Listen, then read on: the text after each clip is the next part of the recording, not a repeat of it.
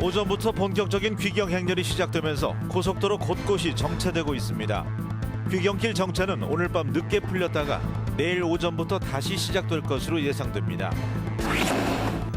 민족의 대명절인 추석을 맞이해서 가정마다 차례를 지내고 성묘를 하며 조상의 음덕을 기렸습니다. 국민연금 기금운용본부가 내년 2월 전북 혁신도시로 이전하면 전북은 금융허브로 도약할 가능성이 큽니다. 하지만 과제도 적지 않습니다. 즐거운 추석 연휴 보내고 계십니까? JTBC 8시 뉴스입니다. 오전부터 본격적인 귀경 행렬이 시작되면서 고속도로 곳곳이 정체되고 있습니다. 승용차를 이용할 경우 나들목을 기준으로 전주에서 서울까지 2시간 40분, 동군산에서 서서울까지 3시간 10분가량이 걸리고 있습니다. 귀경길 정체는 오늘 밤 늦게 풀렸다가 내일 오전부터 다시 시작될 것으로 보입니다. 한국도로공사는 긴 연휴 탓에 교통량이 분산되면서 내일부터는 극심한 정체가 없을 것으로 내다봤습니다. 민족 대명절인 추석을 맞이해서 가정마다 차례를 지내고 성묘를 하며 조상의 음덕을 기렸습니다. 또한 전통놀이를 즐기려는 가족들의 발걸음도 이어졌습니다. 정원익 기자입니다. 햅쌀과 핵곡식으로 정성스럽게 차린 차례상 앞에 온 가족이 모였습니다. 할아버지와 아들, 손자들까지 경건하게 술잔을 채우고 큰 절을 올립니다. 후손들의 건강과 평안을 지켜주길 기원하며 가족 간의 정을 나눕니다. 뒤풀이하는 명절 행사지만은 그래도 한 해 한 해 그때그때 좀 금년에는 새롭게 좀 만나서 새로운 각오도 좀 하고. 이른 아침부터 공원묘지에는 성묘객들의 발길이 이어집니다. 준비해온 음식을 차리고 예를 갖춰 절을 하며 조상의 음덕을 기립니다. 가족과 함께하는 이 시간 역시 명절이 주는 선물입니다. 추석 때는 식구들이 다 모이니까 객지에 있던 가족도 모이고 하니까 그게 참 하나의 의미가 있고. 전통놀이를 즐기려는 가족들도 곳곳에 모여들었습니다. 제기를 차고 굴렁쇠를 굴리며 옛 추억을 떠올립니다. 처음으로 맷돌을 돌려보는 어린아이는 마냥 신기하기만 합니다. 일단은 되게 날씨가 좋아서 좋았고요. 이렇게 학생 아이들을 위해서 이렇게 다양한 프로그램이나 놀거리가 마련되어 있어서 굉장히 만족스럽습니다. 더도 말고 덜도 말고 한가위만 같으라던 추석 명절. 1년 중 가장 둥글다는 보름달처럼 넉넉하고 풍성한 하루였습니다. JTBC 뉴스 정원익입니다. 국민연금공단 기금운용본부가 공사와 논란을 딛고 내년 2월에 전북 혁신도시로 이전합니다. 이 국민연금공단에 이어서 기금운용본부가 이전하면 전북은 서울과 부산에 이어서 제3의 금융허브로 도약할 가능성이 커집니다. 송창용 기자가 보도합니다. 지난해 6월 전북 혁신도시로 이전한 국민연금공단입니다. 바로 옆에서는 국민연금공단 기금운용본부의 신청사 건립공사가 한창입니다. 기금운용본부 청사는 오는 11월에 준공되며 내년 2월에 이전할 예정입니다. 2017년 2월 기금운용본부 이전을 완료하면 창립 30주년 도래와 함께 새로운 30년을 향하여 나아가는 공단 역사의 큰 전환점을 맞이하게 될 것입니다. 현재 국민연금 가입자는 2,173만 명, 기금 적립금은 535조 원에 이릅니다. 명실상부한 세계 3대 연기금으로 성장했습니다.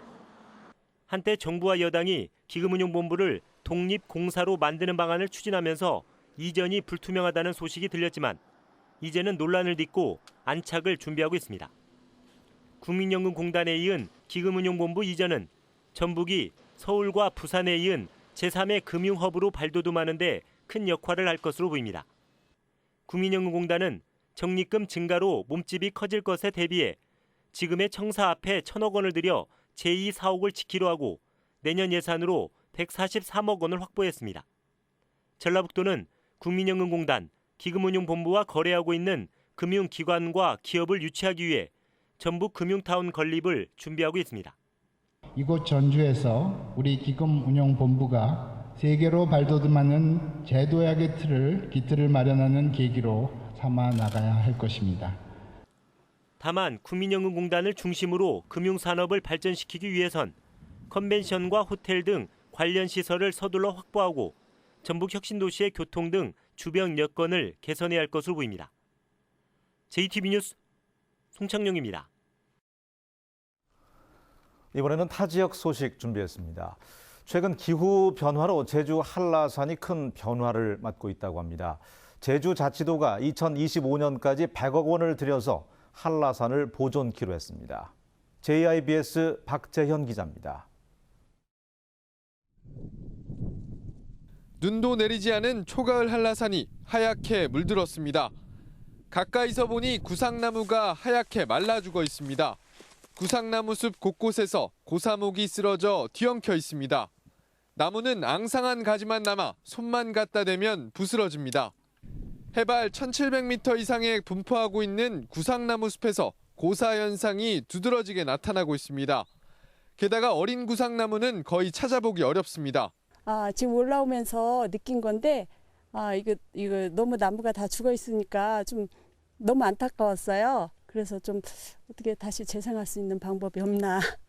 전 세계에서 한반도에만 살고 있다는 구상나무는 한라산이 대표 서식지입니다.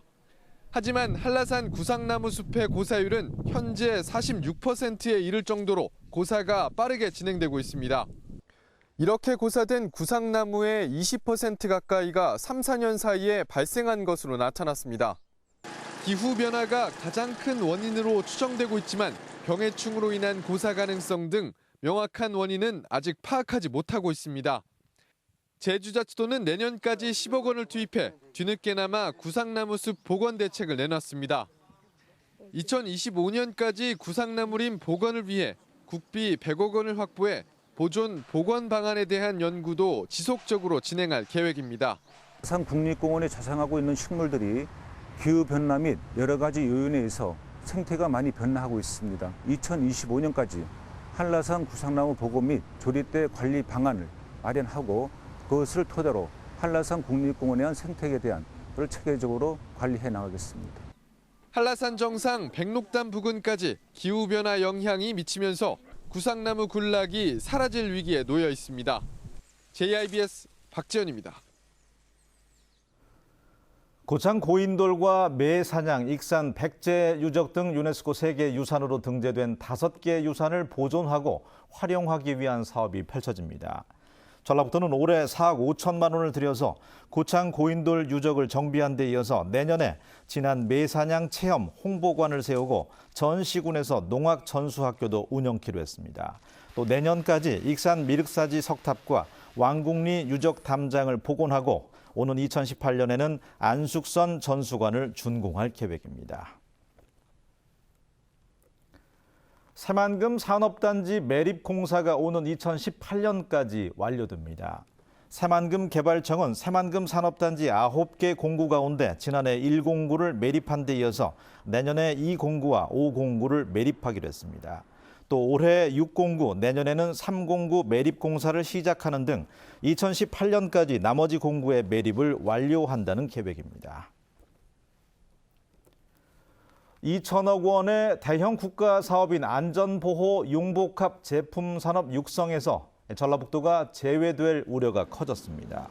전라북도는 정부에 신청한 안전보호 융복합 제품 육성 사업이 지난 4월 예비 타당성 조사에 포함됐지만 이후 정부를 설득하지 못해서 내년 예산에 반영되지 못했다며 국회에서 예산 반영에 힘쓰기로 했습니다.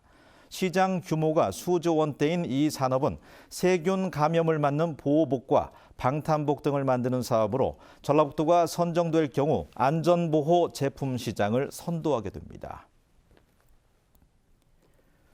올해 무산된 군산과 중국 스다오 간 카페리 증편 문제가 내년에는 해결될 수 있을지 주목됩니다. 해양수산부는 지난달 전라북도가 군산과 스다오를 잇는 카페리를 주 3회에서 6회로 늘려달라고 요구했지만 물동량이 적다는 이유로 거절했습니다.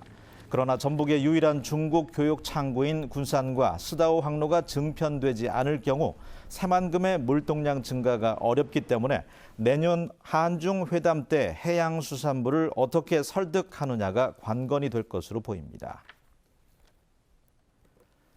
전북의 초중 고등학생 가운데 다문화 학생이 2.2%를 차지하는 것으로 나타났습니다. 2016년 전북 교육 기본 통계에 따르면 도내 다문화 학생은 5,560명으로 지난해와 비교해서 17.2%가 늘었으며 초등학교의 다문화 학생의 비율이 4.1%로 가장 높았습니다. 도내 다문화 학생의 수는 전국 다문화 학생의 5.5%가량을 차지하고 있습니다. 예비 창업자와 중소기업들을 위해서 시제품 제작 지원 사업이 시행됩니다. 전라북도 경제통상진흥원은 아이디어는 있지만 실행이 어려운 예비 창업자나 창업자, 중소기업들이 시제품을 제작해서 사업화할 수 있도록 디자인과 설계비, 외주 가공비 등을 지원키로 했습니다. 지원 규모는 일반 시제품의 경우 모두 70건에 각각 200만 원, 전통문화 시제품은 15건에 200만 원씩 지원됩니다. 날씨입니다. 전북은 오늘 낮 기온이 31도고 안팎까지 올라서 더웠습니다. 내일은 흐리겠습니다. 아침 최저 기온은 18도에서 21도, 낮 최고 기온은 24도에서 27도로 오늘보다 낮겠습니다. 오후부터는 기압골의 영향으로 비가 내리겠습니다. 예상 강우량은 5에서 30mm입니다. 토요일인 모레부터는 제16호 태풍 말라카스의 영향으로 비가 내리겠습니다. 전주기상지청은 이번 일요일까지 강한 바람이 불고 최고 150mm가량의 많은 비가 내리겠다며 피해를 입지 않도록 각별한 주의를 당부했습니다.